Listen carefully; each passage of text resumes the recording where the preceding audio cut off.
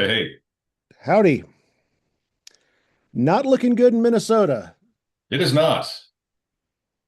No, it is not. We're recording this early in the day on Saturday the 24th, and ICE murdered a young man today. If you watch the video, it is horrific. Um, so that's happening. Um, this is Dream Idiots, by the way. I'm Bryan, that's Morris. Starting on a bit of a glum note, just a reminder to those of you that have not done this yet, I have done this. To get some cash out, go to your nearest big box store, buy a prepaid phone, and because Republicans, if they didn't have double standards, they wouldn't have standards at all. You can actually report people to ICE for breaking the rules. So, find a MAGA friendly, ICE friendly business near you and report them to ICE just for fun because that's the only way these fuckers will learn. I mean, don't do that. That would be a bad idea. Well, I it's would a not waste of suggest. resources, but yeah, Uh, it's certainly what you want to do. I mean, right. But do um, certainly. I mean, absolutely. Go get a prepaid phone just for grins because they're going to start tracking your movements and your calls here before too long if they aren't already. yes. Oh boy, let's talk about stuff now, Brian, because this is Good times. so each week one of us tells a story to the other one reacts and provides a curse word of the week at the end of the episode. And Brian, it is your turn to go and tell us a story. So, Okay. Brian, tell me a story. I will. Just a reminder, please check out dreamideas.com. Give us a like, share, follow, etc. And find us on the socials. And drop us a line if you want. There's a forum on our website where you can send us a curse word or a story idea or whatever you like to stay in touch. So, here we go. We're going to talk about a man named John Murray Spear. Ring a bell? John Murray Spear. You know, it should, but I don't know why. I Okay. don't know. So a little bit obscure, but possibly you may have heard of him. He was born in Boston in 1804. He was named after John Murray, uh, the founder of American Universalism. Okay. And that name seems to matter, seems to connect. So Universalists reject the notion of eternal damnation. There's no heaven, there's no hell. They believe in a God who saves everyone, and believe that we all, as humans, have a moral duty to improve the world now. And this is a deeply ingrained part of who Spear is. As a young minister, he shows early signs of what you could call intensity. One colleague remembered that Spear would preach from the pulpit, quote, as if the fate of the republic depended on the earnestness of his voice, unquote. By the 1830s, Spear is ordained and rapidly getting well known for his sermons and his fiery style, but his style also in his content kind of blurs the line between religion and social agitation. He didn't really have a top tier education, but he was certainly a gifted orator. But his black and white stances on things was abundantly clear in a number of areas, but especially when it came to the topic of slavery. Spear refused to speak gently about it. He was a fervent and passionate abolitionist, which was, as you can probably expect, comparatively rare in the early part of the 19th century. In 1837 address, he thundered, quote, slavery is not a political inconvenience. It is organized sin, baptized in blood and defended by churches that have forgotten Christ, unquote. Congregations, as you might expect, didn't love this because most of them were very enthusiastic racists and slave owners. Some parishioners would walk out mid-sermon. Others warned church leadership that Spear would destroy that church or that congregation. One Universalist elder complained in a letter, quote, Brother Spear speaks as though compromise itself were immoral, unquote. The Spear saw compromise as cowardice. And in his defense, I support this view completely. Half measures when it comes to issues, moral issues, black and white moral issues like this, half measures, in my mind, are complete failures. By the early 1840s, Spear starts to pay a price. He's losing pulpits, he's losing invitations, he has mounting financial stress, and friends notice that he is agitated and angry and just exhausted by his life. Then he starts to have visions.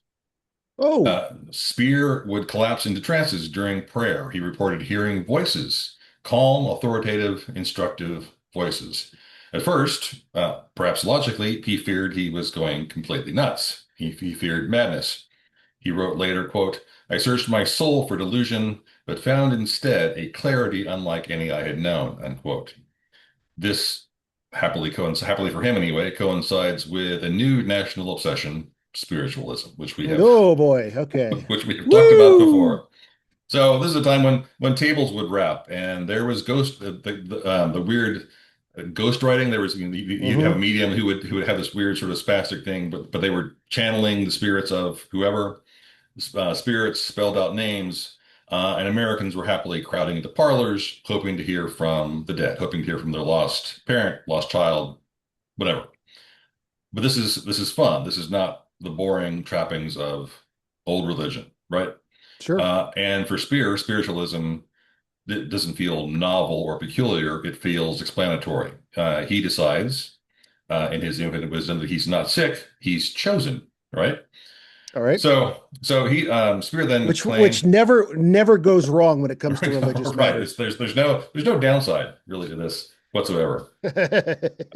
So Spear soon claims that he is in contact with what he calls the Association of Beneficence, a council of enlightened spirits that went through him to basically guide human progress. And the celebrities on his list of beneficence is impressive.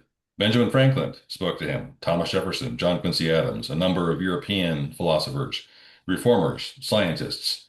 Franklin, Spear said, was the chief engineer. In a trance, Okay.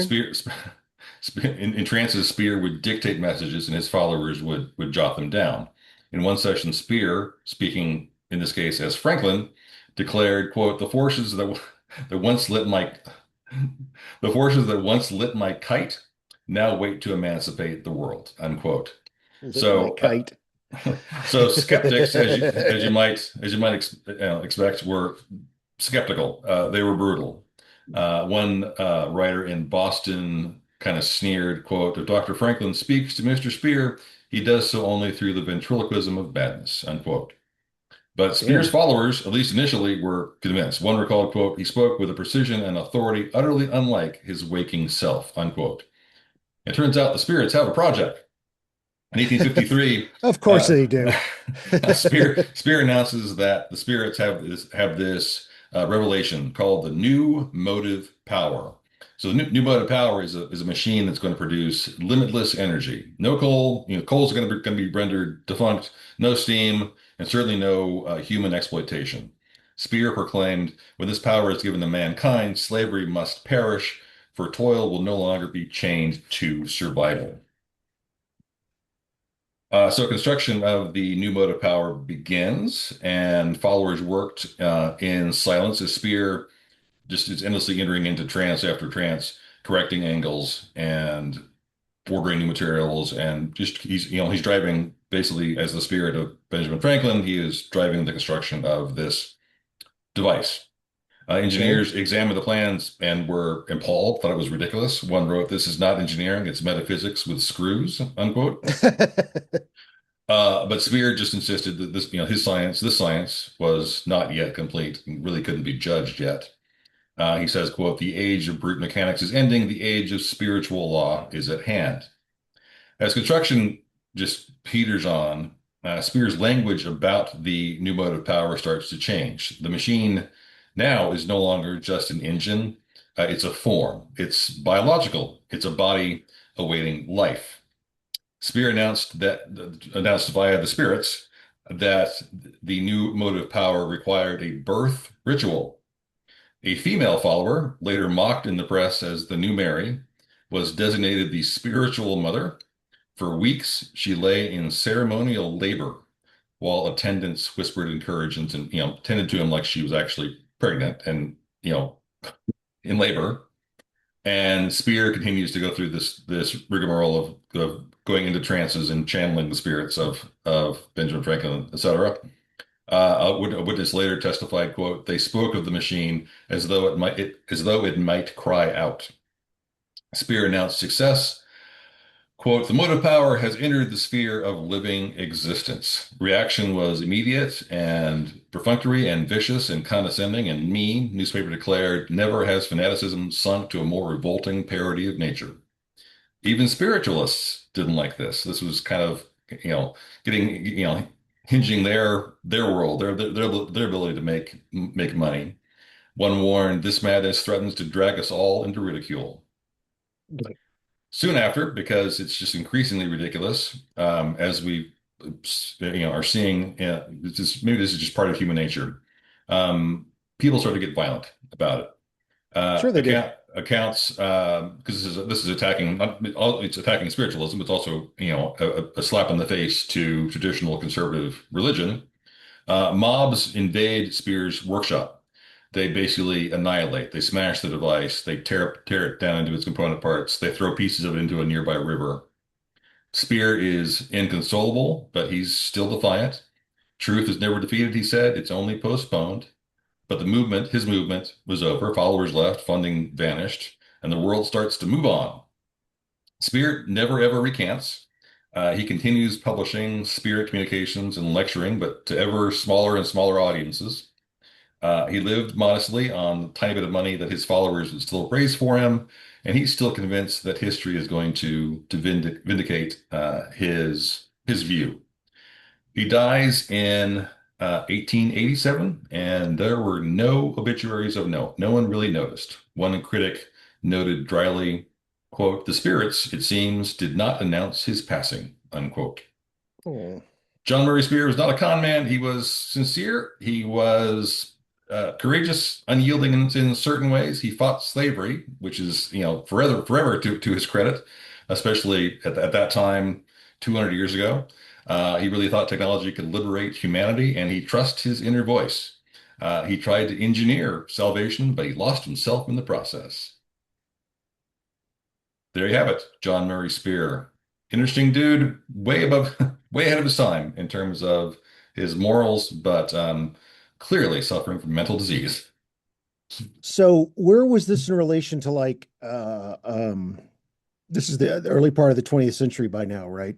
We're No, this talking is no, about this is pre-American Civil War. This is early part of the 19th century. He's born in 1808 and 1808. Okay. dies in 1818. So he has a nice long life. He lives well into his 70s. So is where was this in relation to Mary Shelley's Frankenstein? So I'm wondering because contemporary, there's yeah, yeah, there's very much overlapping, right? and I mean, where do we see this kind of? I mean, this sounds a lot like some of the discussions we have about AI, doesn't Hmm. it? I mean, Hmm. creating new life out of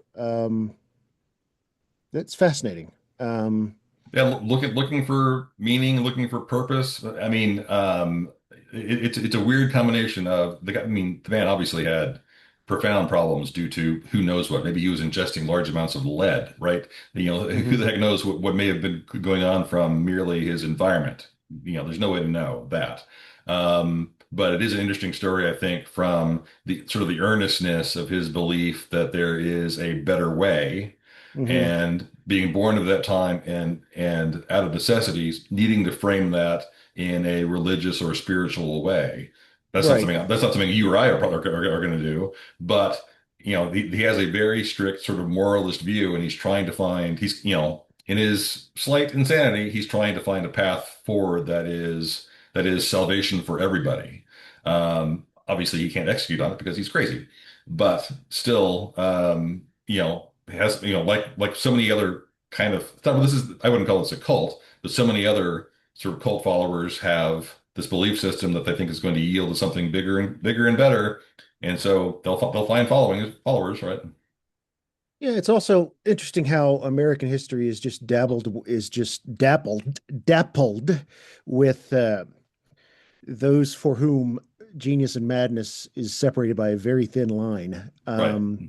Look at Tesla, right? I was just about to say that. Tesla was firmly convinced, and he was right, that there were certain rays that we couldn't perceive yet coming from space, Right. that cosmic rays, that he was like, yeah, they're out there. I just can't, it's like Right. when someone references element number 189. The periodic table doesn't go that high. Oh, not yet, but it Right. will. It will. Right. Right. I can intuit that it must be there, but I can't demonstrate it. Right. When you read about Tesla, he had so many things that we would recognize today as aspects of OCD, um, polishing silverware before he ate. He had a severe hatred, not hatred, but fear of women wearing pearl earrings. Oh, Um, really? Well, and a lot, and I think that colored a lot of the way we think about one of the great minds of the 20th century. And so, who's to say that folks like that aren't right in a certain way? They're just unable to spread their message in a way that makes people not say something like, "Wow, you are out there." Right? I right. mean, you're a nutty buddy. Right. Okay, well, Spear. I'm gonna have to look him up because I'm absolutely unfamiliar with him. Is that SPAES? How do you spell that? SPEAR. Okay, just like the throwing implement. Okay. Yep. Well, thank you, Yep. Bryan. That's a new one on me. I've never heard of John Murray Spear, or John Murray for that matter, which I feel like I should have at this point of my life. Yep. Interesting dude. Um, are you ready for the curse word of the week, Bryan? I am. Okay. Bryan, I came up with this word after much consideration of how do I come about making up this word? And so I called it a focation. FO. Fauxcation, Okay. focation. And then I saw that focation was already considered a slang word, and it means time off from work as though you're taking a vacation, but you don't Yeah. do Well, vacationy stuff. like staycation. Right. Right. Yeah, Right. exactly. But Right. but there, it's even less fun. Like you're moving apartments, or Right. you're painting your dogs, or something like that, where you're trying to get that done. So I said I had to come up with a different word for it. So I'm calling this curse word a folkupation. Mhm. Do you want to take a stab as to what that is? A folkupation. FUCKYO. Fuck you, patient. A Oh, FAUX oh, oh, okay. I know. CUPATION. A folkupation. Take a Folk you guess. pay. A vacation that your significant other wants to go on that you don't want to go on.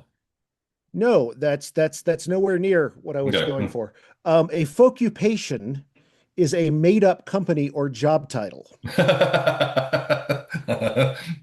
So, like when people say, "What do you do?" I don't say I'm a stay at home dad or I do a podcast. What I tell them is, I run a production company, which is not a lie, but it's not, nor is it entirely the full picture, right? Right. Um, think of there's an episode of Seinfeld, several episodes, I think, where George was looking for a job, and so he said he wanted Jerry to give him a recommendation. He said, "If anyone calls, be sure to answer the phone. Vandelay Industries, may I help Hmm. you?" Right. So Vandelay Industries is an example of that. But the way that you can pad a resume by shifting what you call yourself. Right. For example, Bryan, and there's another way to do this that can amuse yourself greatly, and that's how I use this because most things I try to do in life, I try to do to amuse myself. In the 2000s, okay, right about the time smartphones became a Hmm. thing, right? I gave a few of my friends jobs at made-up companies. So Uh-huh. when the phone would ring, it would give their name, and then underneath it, it would give the company they worked for. Uh-huh. See if you could pick up the theme I'm going for. Bryan, did you know for a while in the 2000s that you worked for the Central Diarrhea Council? Wow. I did good. I'm sure I did good work. Did you uh did you block that line of did you block that occupation out of your job there? Is it Mm. on your resume, Central Diarrhea Council? They do good work. That's what I hear. Our buddy in front of the pod, Joe, he worked for the Eastern Enema Corporation. Think of it as Rand, a think tank, but for your butt. The Eastern Enema Mm. Corporation. Our buddy Vic worked for Amalgamated Sphincters Incorporated. I'm particularly proud of that one. I've got a few more. Do you want to hear them? Yeah. Someone that I'll just give the initial R, worked for the Northern Skid Mark Productions. Our buddy Dennis worked for Southern Fecal Solutions. uh, And then we had another buddy, I'll call him Jay. He got a good job with benefits from a British company, Western Anal Fishers Limited. And finally, a buddy we'll call M worked for the triple C of the business, the Coastal Constipation Consulting. So I had this little hobby to myself, and I would forget that I'd done it, and suddenly the phone would ring, and it phone would, ring and you'd laugh again, right? yeah, yeah, until someone was like, my phone rang, and they looked over at it, and they're like, "What is that? What do they do? What is that? What exactly do they do for the Is the Southern central Fecal dentist. Solutions?" It's like, I can't go into it. They signed an NDA, and they just can't talk about what they do, but I know that it's very gross. And of course, the theme is obviously poo. But I I'm such a child, and every now and then I actually found the list of companies I made up and some notes that I had, Mhm. because I do things to amuse myself, and it's often gross. And I got about 3 words into describing this, and my wife was like, "No, we're No, good. no, You can stop. save that for your co-host and your listeners. I don't need to hear about the occupations they had." So if you get bored, pick up your phone. You don't have to be gross like me. Come up with, I don't know, ostrich emporiums or something like that. But Right. give your buddies, your friends, your relatives fake jobs at fake companies. Mine was the Central Diarrhea Council. Is that right? Yeah, I think so, because you lived in Central Texas. So yeah, Central Diarrhea Council. Yeah. yeah. Yep. Excellent. Love it. Very, very funny. Yeah, I needed after the news from this morning, I needed something to laugh at. Well, I don't know if I would laugh at this too long, but like I said, every now and then it gives me a little chuckle because I'm an immature ass. So, folks, this is just a awful time to be an American. Um, I have lost a couple of online friends because they refuse to participate in American-based message boards anymore, and I don't blame them. Um, so, be good to each other. We know that as our listeners, you spread the good things about being an American and the hope that we will get back to where we were, or at least get started with it. Because this is batshit crazy. Yep, it is indeed. We appreciate you listening and hanging in there. We're going to have a bunch more new episodes coming up. If you can, like, share, subscribe. Happily, even though we had a rerun last week, we had one of our biggest weeks of downloads in the last week. We had 300 or 400 downloads. Oh, So awesome. Good. thanks for that. Shooting us a review would be certainly helpful as well. And drop us a line. Love to hear from you. And we've lost all those new listeners with today's curse word of the week, but it's okay. Oh, We'll well, that's get right. back there. So, Okay. all right, folks, be good to each other.